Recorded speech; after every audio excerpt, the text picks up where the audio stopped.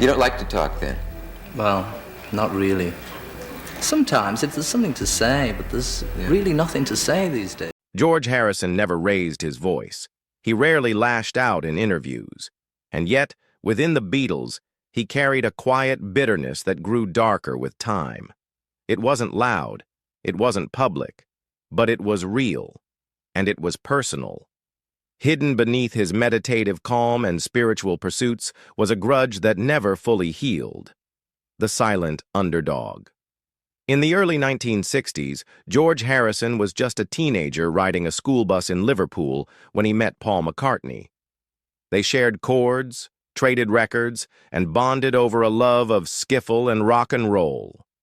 McCartney was older, sharper, and more assertive.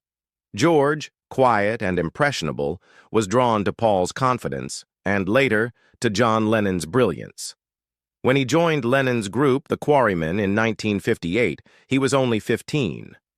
Lennon initially thought he was too young. McCartney had to arrange a second audition on a bus, where George impressed John by playing the lead guitar line from Raunchy. That moment opened the door to what would become the most famous band in history. But even from the start, George Harrison was walking into someone else's story. Lennon and McCartney dominated the band's early identity. They were the primary songwriters. They crafted the vision. George followed. He learned. He absorbed. And for a while, that was enough. As the Beatles skyrocketed to fame, Harrison earned the nickname the Quiet Beatle. In part, it was the press romanticizing his introversion. But to those closest to him, it was something heavier. A man who was beginning to feel sidelined, even suffocated. He had musical ideas. He had spiritual awakenings. But in the studio, his voice was too often drowned out. When he proposed songs, they were passed over. When he offered guitar arrangements, they were second-guessed. Paul, especially, ever the perfectionist, had a way of taking over. George would later say, "He ruined me as a guitar player, not out of malice, but from years of being subtly undermined." The Lennon-McCartney partnership wasn't just dominant. It was an empire within a band. George wasn't just left out, he was left behind. And as the group evolved, the frustration within him began to harden. What had started as admiration slowly warped into resentment. And no one stoked that fire more than Paul McCartney. The breaking point in the studio. By the time the Beatles began working on the White Album in 1968, George Harrison was no longer content with being the silent contributor. He had grown as a songwriter, both in confidence and ambition. But inside the studio, things were growing increasingly tense. The dynamic had shifted. Paul McCartney, driven and detail-obsessed, had taken on a de facto leadership role. John Lennon, often distracted by his new relationship with Yoko Ono, was growing more erratic. And George, he was done being overlooked. The sessions for Let It Be in early 1969 exposed the cracks that had been building for years. Cameras rolled as the band tried to rehearse, but what they captured was less collaboration and more quiet collapse. One infamous moment between George and Paul was caught on tape.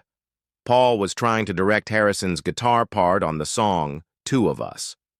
Frustrated, George pushed back with a calm but cutting line. "I'll play whatever you want me to play, or I won't play at all if that's what you want." It wasn't sarcasm. It was resignation. A subtle white flag that said, "I'm not here to fight you, but I'm tired of this." To the outside world, it may have seemed like a minor disagreement. But to those in the room, it was the culmination of years of artistic suffocation. Engineer Glyn Johns, who witnessed the Let It Be sessions firsthand, later described the atmosphere as very unpleasant. The creative process had become a battlefield, and George, no longer willing to suppress his frustration, temporarily quit the band on January 10, 1969. What made it worse was that Paul didn't seem to understand the weight of what he was doing. He wasn't cruel, just controlling.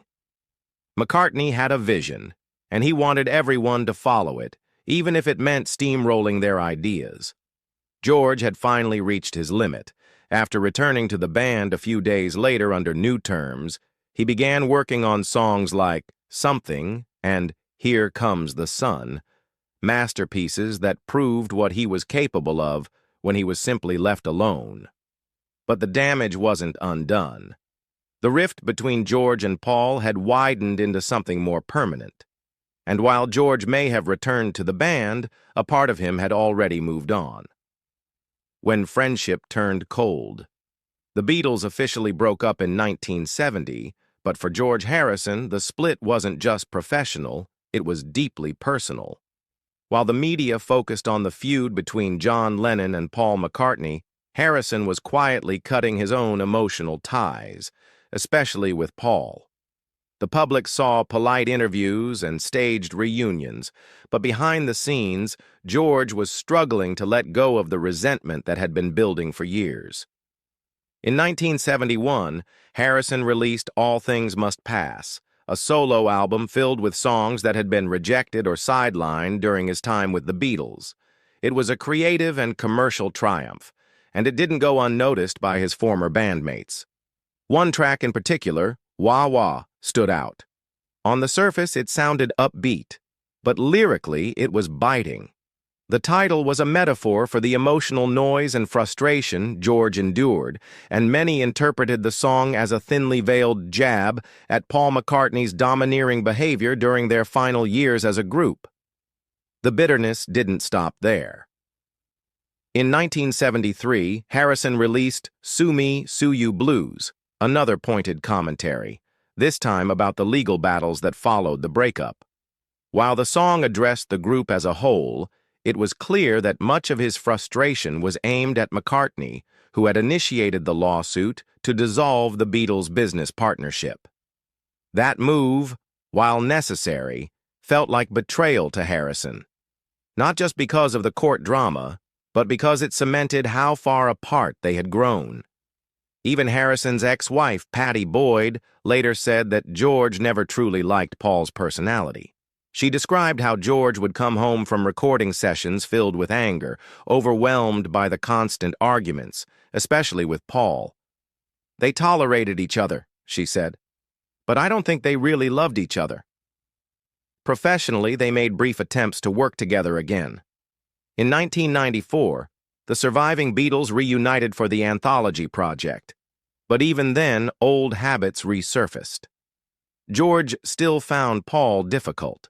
In private, he would roll his eyes at McCartney's suggestions, and Paul, ever the diplomat in public, admitted they still got on each other's nerves. Time had passed, but the wounds hadn't really healed. A guitar silenced. By the mid-1970s, George Harrison had already carved out a successful solo career, but the scars from his Beatles years still lingered, especially when it came to Paul McCartney. In a 1975 radio interview with Alan Freeman, George spoke candidly about something few had heard him admit aloud. "I had no confidence in myself as a guitar player, having spent so many years with Paul. He ruined me as a guitar player." It was a devastating statement, quiet but sharp.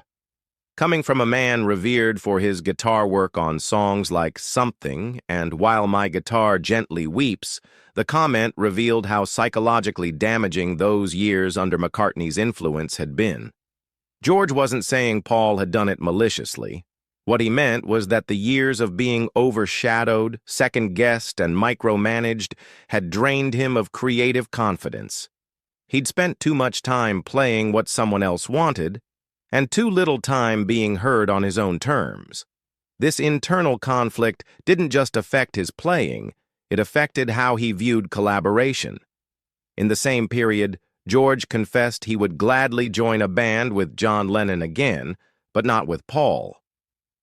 "Paul is a fine bass player," he said, "but he's a bit overpowering at times." That wasn't a slight. It was the reality of working with someone whose perfectionism often meant control. For Harrison, the issue wasn't just music. It was about space, about being allowed to grow, and inside the Beatles, there had been very little space left for him. That realization, painful and quiet, followed him long after the applause had faded. Lennon, the wound that never closed. While George Harrison's frustrations with Paul McCartney were more visible, his relationship with John Lennon was arguably more complex, and in many ways, more painful. In the early years of the Beatles, Harrison idolized Lennon. John was older, sharp-witted, and fearless. George saw him not just as a bandmate, but as a mentor. Lennon, alongside McCartney, had helped shape Harrison's early songwriting, even encouraging him to experiment with structure and lyricism. That sense of closeness, however, began to erode as the years passed. As Lennon became increasingly absorbed in his personal life, particularly his relationship with Yoko Ono, George found himself emotionally shut out. John, who once took pride in his bond with George, grew distant. And unlike McCartney's dominating studio presence, Lennon's indifference cut in a different way. He mocked Harrison's growing interest in Indian music and spirituality, treating it with sarcasm rather than curiosity. It hurt. George had turned to meditation and Hindu philosophy as a way to find peace and identity. But from Lennon, he received little more than eye rolls. The true depth of their estrangement became visible in George's 1980 memoir, I, Me, Mine. In over 400 pages of personal reflection, George barely mentioned Lennon at all. Fans noticed, and it wasn't an accident. The silence was a message in itself. Harrison later admitted that John could be a very difficult person, and that their final years together were often cold. When Lennon was murdered in December 1980, the shock rattled George to his core. But even then, his tribute was not full of nostalgia or sentimentality.